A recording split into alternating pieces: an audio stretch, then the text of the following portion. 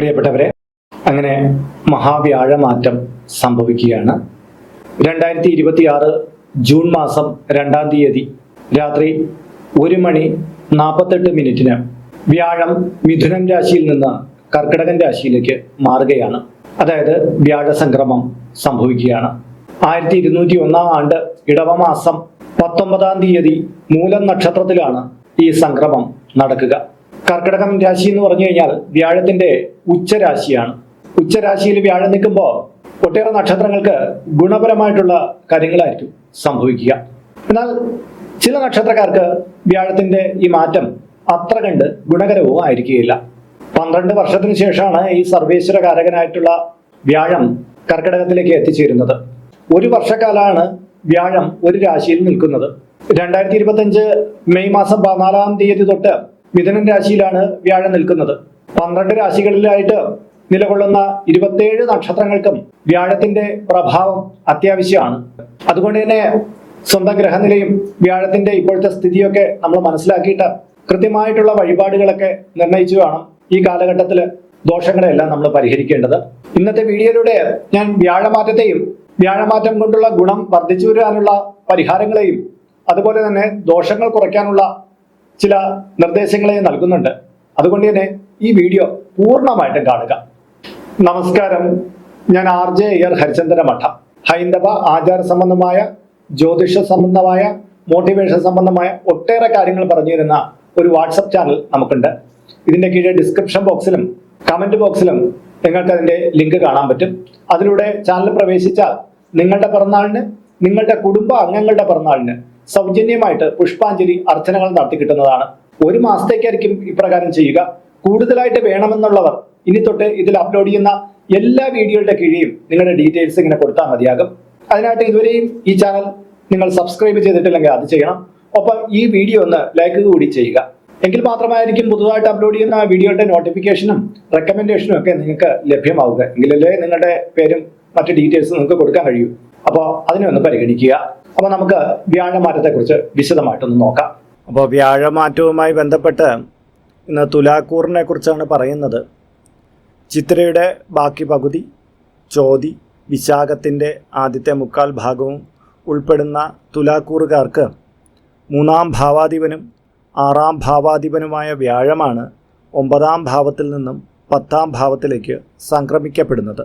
തുലാം രാശിയുടെ 2-ാം ഭാവത്തിലേക്കും 4-ാം ഭാവത്തിലേക്കും 6-ാം ഭാവത്തിലേക്കും വ്യാഴത്തിൻ്റെ ദൃഷ്ടി പതിക്കുന്നുണ്ട്. 10-ാം ഭാവത്തിൽ വ്യാഴം സംക്രമിക്കുമ്പോൾ ഗുണദോഷ സമ്മിശ്ര ഫലങ്ങളെ കാണാനാവുകയുള്ളൂ. എന്നാൽ കർക്കിടകൻ രാശിയിൽ വ്യാഴം ഉച്ചസ്ഥാനമാകുന്നു. അതിനാൽ ഏതൊരു കർമ്മരംഗമായാലും വളരെയധികം മാറ്റങ്ങൾ പ്രതീക്ഷിക്കാം. സ്ഥലം മാറ്റം, സ്ഥാനക്കയറ്റം ഇവയൊക്കെ ഉണ്ടായി വരുന്നതാണ്. ചെയ്യുന്ന പ്രവൃത്തികളിലെല്ലാം നമുക്ക് മേന്മയും വിജയമൊക്കെ കൈവരിക്കാൻ പറ്റും.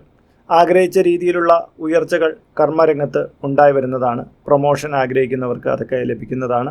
ആശയവിനിമയ വിഷയങ്ങളിലൊക്കെ ഗുണാനുഭവങ്ങൾ വർദ്ധിച്ച് വരുന്നതാണ്. വക്കീലന്മാർ, അതുപോലെ വാക്കുകൊണ്ട് ജീവിക്കുന്ന മറ്റ് ആങ്കർമാർ, പോഡ്കാസ്റ്റർമാർ അങ്ങനെയൊക്കെ ഉള്ളവർക്കൊക്കെ ഗുണങ്ങൾ വർദ്ധിച്ചു വരുന്നതാണ്. ലോണുകൾക്കും ചിട്ടിക്കൊക്കെ അനുമതി ലഭിക്കുന്നതാണ്.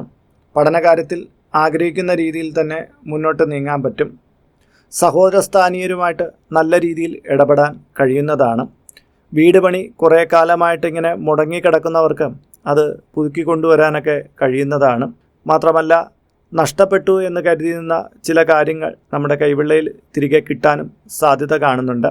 പ്രണയ കാര്യങ്ങളിൽ ചില കല്ലുകടികൾ ഉണ്ടായി വരാൻ സാധ്യതയുള്ളതുകൊണ്ട് തന്നെ വാക്കുകൾക്ക് മേൽ നിയന്ത്രണം ഉണ്ടായി വരേണ്ടതാണ്. ദീർഘദൂര യാത്രയിലൂടെ നേട്ടം ഉണ്ടാകുന്ന സ്ഥാനമാണ്. വിദേശത്ത് നിന്ന് നാട്ടിലേക്ക് വരാൻ ആഗ്രഹിക്കുന്നവർക്ക് അതിനുള്ള അവസരം തുറന്നു കിട്ടുന്നതാണ്. പല പല ബാധ്യതകളായി നിന്നവർക്ക് അത് കുറച്ചു കൊണ്ടുവരാനുള്ള അവസ്ഥകൾ കിട്ടും. കടം കുറച്ചു കൊണ്ടുവരുന്നതിനുള്ള പുതിയ പദ്ധതികളും ആസൂത്രണം ചെയ്യും. ദീർഘകാലമായിട്ട് ശത്രുതയായിരുന്ന ആളുമായിട്ട് രമ്യതയിൽ എത്തിച്ചേരാൻ സാധിക്കുന്നതാണ്. ശത്രുശല്യം കുറച്ചു കൊണ്ടുവരുന്നതിനുള്ള പുതിയ മാർഗങ്ങളും അവലംബിക്കാൻ കഴിയുന്നതാണ്. രോഗശമനമുണ്ടാകുന്ന കാലഘട്ടമാണ്. എന്നാൽ ജീവിതശൈലീ രോഗങ്ങളെ ഉദാസീനപരമായിട്ട് സമീപിക്കുന്നത് രോഗത്തിൻ്റെ തീവ്രത കൂട്ടാനും കാരണമാക്കും. സ്വത്തിനുമേലുണ്ടായിരുന്ന തർക്കങ്ങൾക്ക് രമ്യമായിട്ടുള്ള പരിഹാരം കാണാൻ കഴിയുന്നതാണ്. റെയിൽവേ, പോലീസ് മുതലായ മേഖലയിൽ പ്രവർത്തിക്കുന്നവർക്ക് ഉദ്യോഗതലത്തിൽ നിന്നുള്ള ചില അനിഷ്ടങ്ങൾ ഉണ്ടായി വരാൻ സാധ്യത കാണിക്കുന്നുണ്ട്. ഭാഗ്യപരീക്ഷണങ്ങളിൽ നേട്ടമുണ്ടായി വരുന്നതാണ്. ഇലക്ട്രോണിക്സ് ഉപകരണങ്ങളൊക്കെ സ്വന്തമാക്കാനുള്ള അവസ്ഥ കാണുന്നുണ്ട്. വിവിധ സ്രോതസ്സുകളിൽ നിന്ന് ധനാഗമനത്തിനുള്ള മാർഗങ്ങൾ തുറന്നു കിട്ടുന്നതാണ്. മറ്റുള്ളവരോട് നല്ല വാക്കുകൾ പറയുന്നതിൻ്റെ ഗുണങ്ങൾ ലഭിക്കുന്നതാണ്. ആത്മീയ കാര്യങ്ങളിൽ കൂടുതലായിട്ടുള്ള താല്പര്യം ഉണ്ടായി വരുന്നതാണ്. കുറേ കാലമായിട്ട് പോകാതിരുന്ന ചില സ്ഥലങ്ങളിൽ പോകാനും അവിടെ വെച്ച് മനസ്സന്തോഷകരമായിട്ടുള്ള കുറേ അനുഭവങ്ങൾ ഉണ്ടായി വരാനും സാധ്യത കാണുന്നുണ്ട്. വിദ്യാർത്ഥികൾക്ക് പഠനത്തിൽ പുരോഗതി ഉണ്ടായി വരുന്നതാണ്. ഉപരിപഠനത്തിനുള്ള അവസ്ഥയും കിട്ടുന്നതാണ്. പൊതു തിരഞ്ഞെടുപ്പുകളിൽ നേട്ടം ഉണ്ടായി വരുന്നതാണ്. ഏറ്റെടുത്ത പ്രവൃത്തികൾ അധികം താമസം കൂടാതെ തന്നെ വിജയകരമായി പൂർത്തിയാക്കാൻ പറ്റുന്നതാണ്. കുടുംബത്തിൽ മംഗളകർമ്മങ്ങൾ ഉണ്ടായി വരുന്നതാണ്. മലഞ്ചെരിവിലും പുഴവക്കിലുമൊക്കെ വീട് വച്ചിരിക്കുന്നവർ പ്രകൃതിക്ഷോഭത്തെ കരുതലോടെ കാണേണ്ടതാണ്. വിട്ടുവീഴ്ചയില്ലാത്ത മനോഭാവം കൊണ്ട് തന്നെ ശത്രുക്കളെ നേരിടാൻ കഴിയുന്നതാണ്. ശത്രുക്കളെ മിത്രങ്ങളാക്കി മാറ്റാനും ഈ ഒരു കാലയളവ് അനുകൂലമാണ്. അപ്പോൾ വ്യാഴമാറ്റം കൊണ്ടുള്ള ഗുണഫലങ്ങളും ചില ദോഷങ്ങളും ഇവിടെ സൂചിപ്പിച്ചിട്ടുണ്ട്. ഇത് നമുക്ക് ഗുണാനുഭവങ്ങൾ വർദ്ധിക്കാനും ദോഷങ്ങളുടെ തോത് കുറയ്ക്കാനും ചില പരിഹാര നിർദ്ദേശങ്ങൾ കൂടി നൽകാം. വ്യാഴാഴ്ച ദിവസം വിഷ്ണു ഭഗവാനെ നന്നായിട്ട് സ്മരിക്കുകയും ഓം ഹ്രീം ധന്വന്തരമൂർത്തയേ നമഃ എന്നുള്ള ധന്വന്തരി മന്ത്രം ജപിക്കുകയും ചെയ്യുന്നത് നന്നാണ്. ഓ നമോ ഭഗവതേ മഹാവിഷ്ണവേ നമഃ എന്നുള്ള മന്ത്രം എന്നും രാവിലെ സമയത്ത് 18 ജപിക്കുന്നത് ഗുണകരമാണ്.